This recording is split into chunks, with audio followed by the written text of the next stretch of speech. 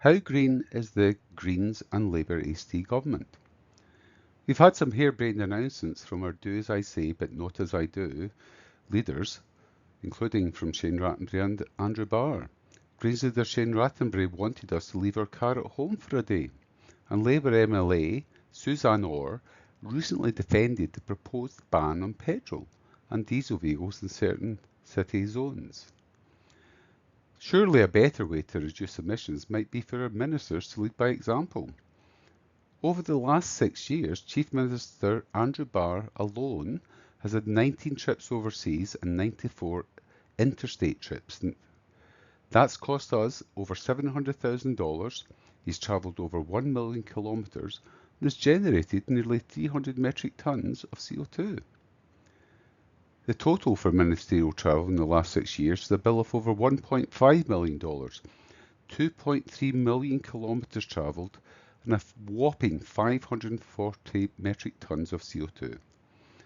How these hypocrites can seriously say we have a climate crisis and need action now, while they gallivant all across the country and the globe, is beyond me. Definitely do as I say but not as I do politics. Shane Rattenbury himself undertook a subsidised trip to which had a value of over $20,000 to Antarctica on a private trip, including flights to South America and a cruise. Let's consider the primary strategy for reducing emissions, the multi-decade project of the light rail, which according to Shane and Emma Davidson is the only viable mass transport solution we have. This is despite a government study prior to the Greens alliance in 2012 with Labour saying it was costlier and that other transport mechanisms could be used to meet the same outcomes. Stage 2B is estimated to cost at a minimum around $4 billion and will not be delivered until sometime in 2033 or later. Stage 1 operates at a loss and overall transport services have been reduced to offset these losses, resulting in fewer transport services than we had 20 years ago. Stage 2A, the new Acton Loop, is costing $100 million per 100 metres, a grand total of $1.7 billion. All being well, is this going to reduce emissions? The Greens Labour government claim the light rail is zero emissions. Now that is completely false. Take my own example. I've installed 16.4 kilowatts on energy efficient solar in my home, and I export more than 10 times than I draw from the grid. If I was using Andrew Barr and Shane Rattenbury's claims, I'm 1000% emission friendly, but I'm not. I average 65% grid dependency. So how grid dependent and carbon polluting energy dependent is the ACT?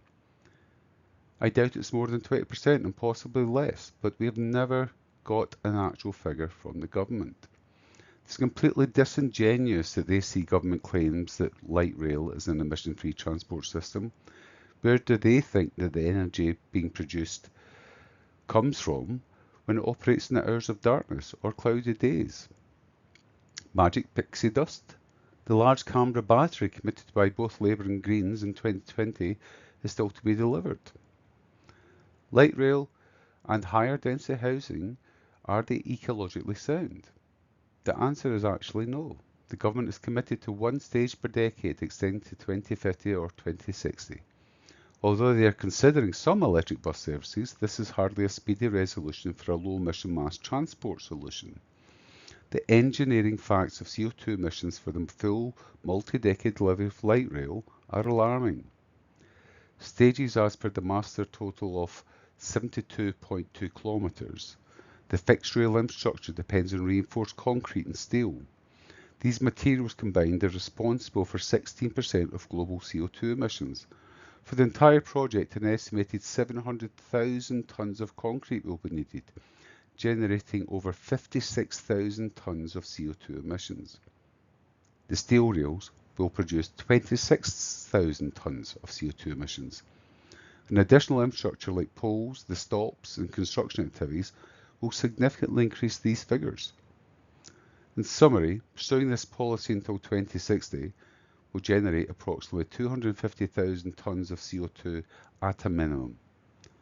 A 1 hour car trip generates about 8 kilograms of CO2 in a modern petrol-powered car, meaning 31 million 1 hour car trips will need to be eliminated to offset the CO2 just for the construction. With 320,000 registered cars in ACT, achieving this reduction seems improbable, and our population is expected to grow to 700,000 persons by 2060.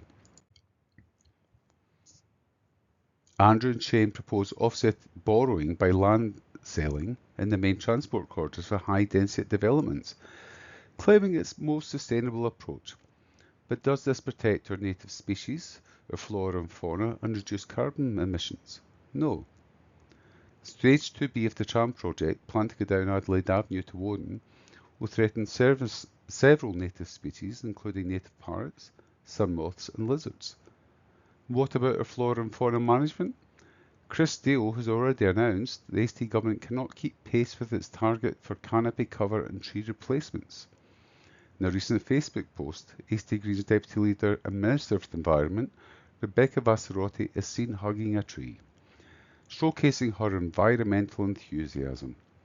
However, her stance seems contradictory as she staunchly defends the annual kangaroo cull, which this year resulted in the death of 1,232 kangaroos and 438 pouched young.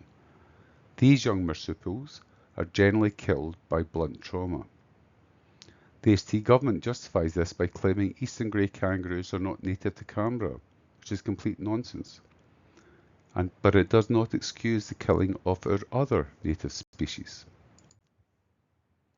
At Mulligan's Flat Sanctuary, for example, 252 red-necked wallabies and 68 swamp wallabies were killed, with 210 being killed in 1 week alone in June 2024.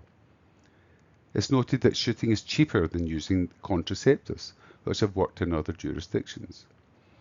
The hypocrisy extends to Shane Rattenbury, who urged the Canberrans to leave their cars at home, whilst he travelled off to memory lane on a visit to Antarctica, taking international flights to South America and a cruise.